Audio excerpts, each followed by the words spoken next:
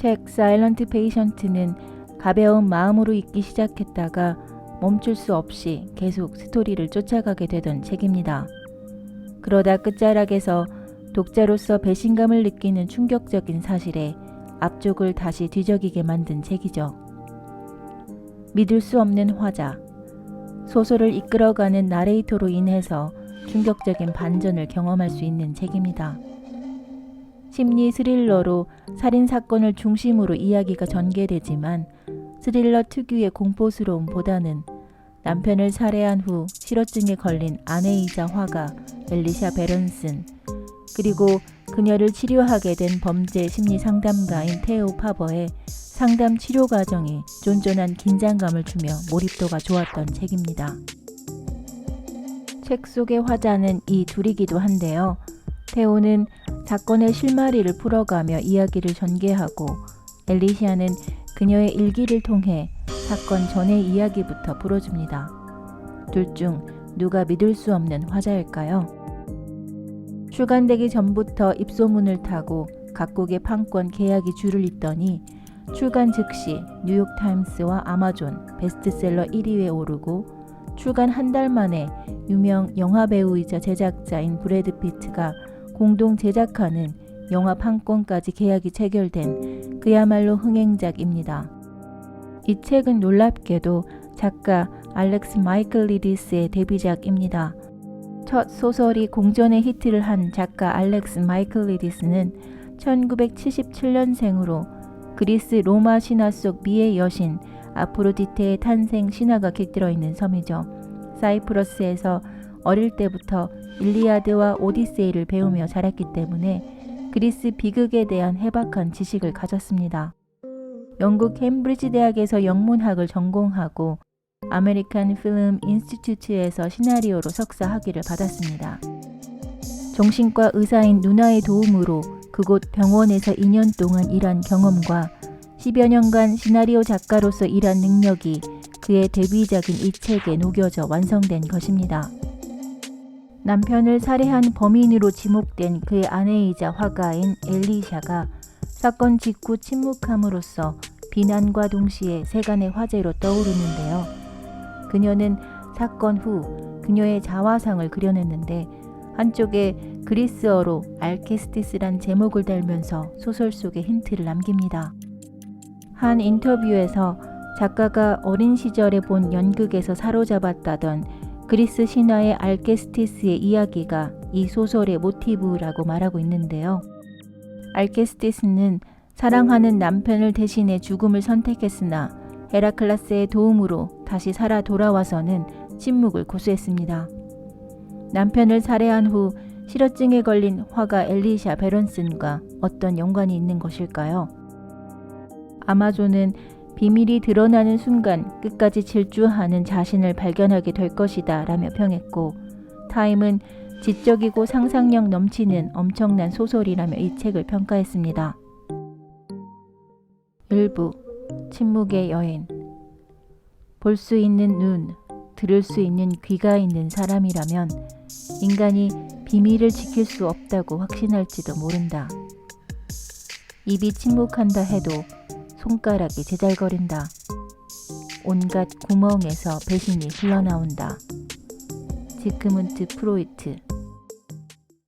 남편을 죽였을 때 엘리샤 베론스는 33살이었다. 두 사람은 7년째 결혼 생활을 하고 있었다. 두 사람 모두 예술가였는데 엘리샤는 화가였고 가브리엘은 유명한 패션 전문 사진가였다. 가브리엘은 스타일이 독특해서 거의 굶주린 것 같은 모습의 여자를 절반은 벌거벗은 모습으로 이상하고도 노골적인 각도로 촬영하곤 했다. 그가 죽은 뒤 남긴 사진들의 가격이 천문학적으로 뛰어올랐다. 솔직히 말해서 내가 보기에 그의 작품은 겉만 번드르르하고 천박했다. 엘리샤의 가장 좋은 작품들이 갖고 있는 감정적인 특징이 없었다. 나는 엘리샤 베런슨이 화가로서 세월의 시험마저도 견뎌낼지 알 만큼 예술의 조예가 깊지 못하다. 그녀의 재능은 늘 그녀의 악명이 가려질 테니 어차피 객관적으로 예측하기는 어려울 것이다. 게다가 나는 선입견을 갖고 있다고 비판을 받을 수도 있다. 내가 제시할 수 있는 건 그저 내 생각에 불과한 의견을 내는 것뿐이다. 그리고 나에게 엘리샤는 일종의 천재였다. 기술적 기교 외에도 그녀의 그림들은 보는 사람들의 관심을 붙잡아 마치 바이스로 죄는 것처럼 움켜쥐는 비상한 능력을 갖고 있다. 가브리엘 베런스는 6년 전에 살해당했다. 당시 44살이었다. 8월 25일이었는데 다들 기억하겠지만 그해 여름은 이상하리만치 더워서 최고 온도 기록을 몇 번이나 갈아치웠다. 그가 죽은 날은 그의 가장 더운 날이었다. 인생의 마지막 날 가브리엘은 일찍 일어났다. 새벽 5시 15분에 차 한 대가 그와 엘리샤가 살고 있는 런던 북서부 햄스테드 히스에 있는 집으로 와서 그를 쇼디치에 있는 촬영장으로 데려갔다. 그는 옥상에서 모델들과 부구에 실릴 사진을 찍으며 하루를 보냈다. 엘리샤가 무엇을 했는지는 별로 알려지지 않았다. 그녀는 전시회를 앞두고 있었는데 일정도 맞추지 못하고 있었다. 아마도 정원 끝에 있는 최근에 작업실로 개조한 별채에서 그림을 그리며 하루를 보냈을 것이다. 어쨌든 가브리엘은 촬영이 늦게까지 이어졌고 밤 11시가 되어서야 집에 돌아왔다. 30분 뒤 두 사람의 이웃인 바비 헬만은 여러 차례의 총성을 들었다. 바비는 경찰에 신고했고 11시 35분에 하버스톡힐 경찰서에서 순찰차 한 대가 출동했다. 순찰차는 3분도 지나지 않아 베런슨 부부의 집에 도착했다. 현관문은 잠겨 있지 않았다. 집 전체가 칠흑 같은 어둠에 쌓여 있었고 전등 스위치는 모두 작동하지 않았다. 경찰관들은 복도를 지나 거실로 들어섰다. 플래시로 실내를 비추자 빗줄기가 이리저리 내부를 비추었다. 엘리샤는 벽난로 옆에 서 있었는데 플래시 불빛에 하얀 드레스가 귀신처럼 보였다. 엘리샤는 경찰이 온 걸 알아차리지도 못하는 듯 했다. 기묘하고 겁에 질린 표정으로 얼어붙은 것처럼 움직이지 못하고 있었다. 마치 뭔가 보이지 않는 공포와 마주하고 있는 것처럼. 총 한 자루가 바닥에 떨어져 있었다. 그 옆 어둠 속에 가브리엘이 꼼짝도 하지 않고 앉아 있었는데 발목과 손목이 의자에 철사를 묶인 상태였다. 처음에 경찰관들은 그가 살아있다고 생각했다. 그저 의식을 잃은 것처럼 머리가 한쪽으로 약간 기울어져 있었다. 그러다가 플래시로 비춰보니 가브리엘은 얼굴에 여러 차례 총상을 입은 상태였다.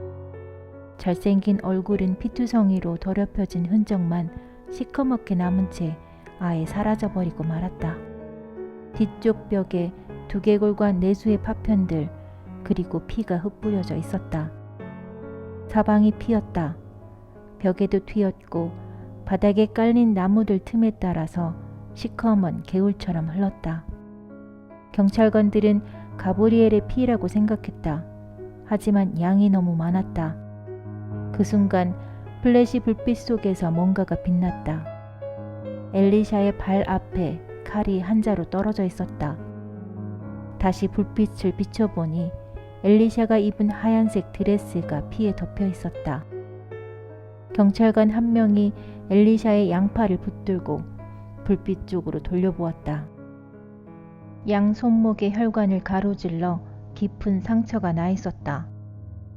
생긴 지 얼마 되지 않은 상처에서 많은 양의 피가 흘러나오고 있었다. 엘리샤는 자신의 목숨을 구하려는 시도에 저항했다. 그녀를 제압하는데 경찰관 3명이 필요했다. 그녀는 몇 분 떨어진 거리에 있는 왕립 자유병원으로 옮겨졌는데 그곳에서 이동하던 중에 쓰러져 정신을 잃었다. 피를 많이 흘렸지만 목숨은 건졌다. 다음 날 그녀는 병원의 1인용 병실에 누워 있었다. 경찰이 그녀의 변호사가 동석한 가운데 신문을 했다. 엘리샤는 신문 내내 아무 말도 하지 않았다. 창백한 입술에는 핏기가 보이지 않았다. 가끔 입을 실룩거렸지만 아무 말도 하지 않았고 아무 소리도 내지 않았다. 어떤 질문에도 대답하지 않았다. 그녀는 아무 말도 하지 않을 생각이었다. 가브리엘을 살해했다는 의심을 받았을 때도 아무 말을 하지 않았다. 체포당하는 순간에도 입을 다문 채 죄가 없다고 부인하지도 그렇다고 자백하지도 않았다. 엘리샤는 다시는 입을 열지 않았다. 그녀의 계속되는 침묵은 평범한 가정의 비극적 이야기를 뭔가 훨씬 더 큰 것으로 바꾸어 놓았다.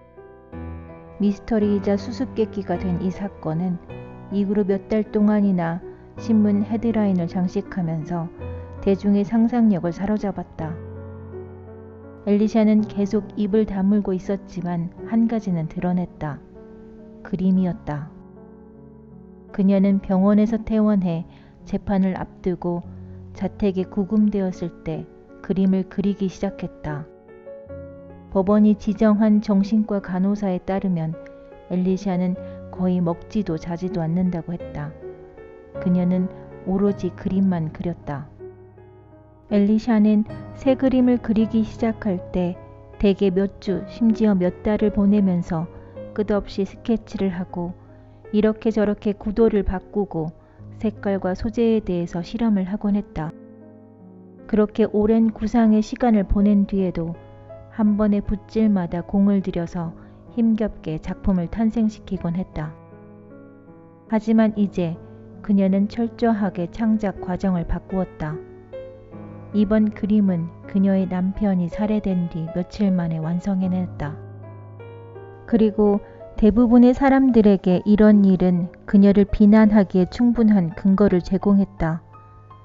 가브리엘이 죽자마자 작업실로 되돌아갔다는 사실은 놀라운 정도의 무감각함을 드러내 보였기 때문이다. 양심의 가책이라고는 찾아볼 수 없는 소름 끼치는 냉혹한 살인자의 모습이었다. 그럴 수도 있다. 그러나 잊지 말아야 할 것은 엘리샤 베런스는 살인자일지는 몰라도 동시에 예술가라는 점이었다. 그녀가 붓을 들고 자신의 복잡한 감정을 캔버스에 표현해야만 했으리라는 사실은 완벽하게 이해할 수 있었다. 적어도 나는 그랬다.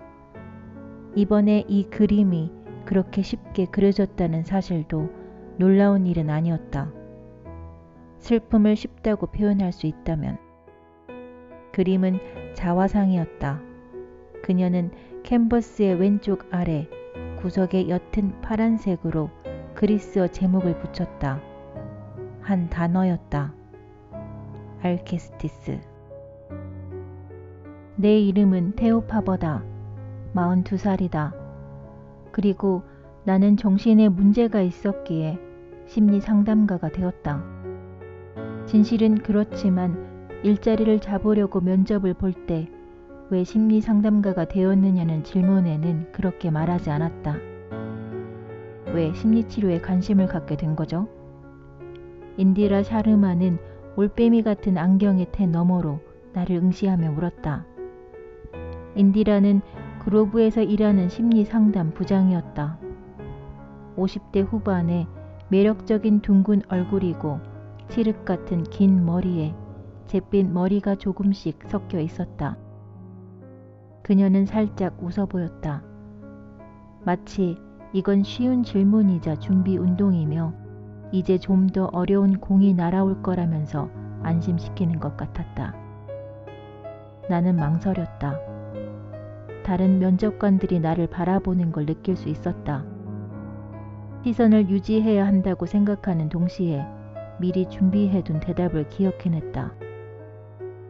10대 시절 보육원에서 시간제로 일하던 동정을 얻어낼 수 있는 이야기였다. 그리고 그런 경험을 통해 심리학에 관심이 생겼고 그래서 대학원에 진학해 심리치료를 공부하게 되었다는 그런 식의 이야기였다. 아마도 사람들을 돕고 싶었던 것 같습니다. 나는 어깨를 으쓱했다. 사실 그게 전부였죠. 말 같지도 않은 소리였다. 물론 사람들을 돕고 싶었다는 건 사실이다. 그러나 그건 두 번째 목표였다. 특히 공부를 시작할 때는 그랬다. 진정한 동기는 순수하게 이기적이었다. 나는 스스로를 돕기 위한 탐색에 나섰던 것이다. 정신건강과 관련된 학문 분야에 속한 대부분의 사람들도 마찬가지리라 믿는다. 우리는 스스로 상처를 입었기 때문에 이런 직업에 끌렸다. 스스로를 치료하기 위해서 심리학을 공부한다. 이런 점을 인정할 준비가 되었느냐 여부는 또 다른 문제다. 인간으로서 우리는 가장 초기 몇 년 동안은 기억이 존재하기 전의 공간에서 산다. 우리는 우리가 이런 태고의 안개 속에서 인격이 완전하게 형성된 상태로 솟아났다고 생각하길 좋아한다. 마치 바다 거품에서 완벽한 모습으로 태어난 아프로디테처럼. 하지만 뇌 발달에 대한 연구가 쌓인 덕분에 실제로는 그렇지 못하다는 걸 알고 있다. 우리는 절반쯤 형성된 뇌를 갖고 태어난다. 성스러운 그리스의 신이라기보다는 질척거리는 진흙덩어리에 가깝다. 정신분석 전문의 도널드 위니캇은 아기 따위는 존재하지 않는다고 말한 바 있다. 인간의 성격은 고립된 상태에서 만들어지는 것이 아니고 다른 이들과의 관계에서 생겨난다. 우리는 보이지 않고 기억할 수 없는 힘에 의해 모양을 갖추고 완성된다. 말하자면 우리 부모에 의해서.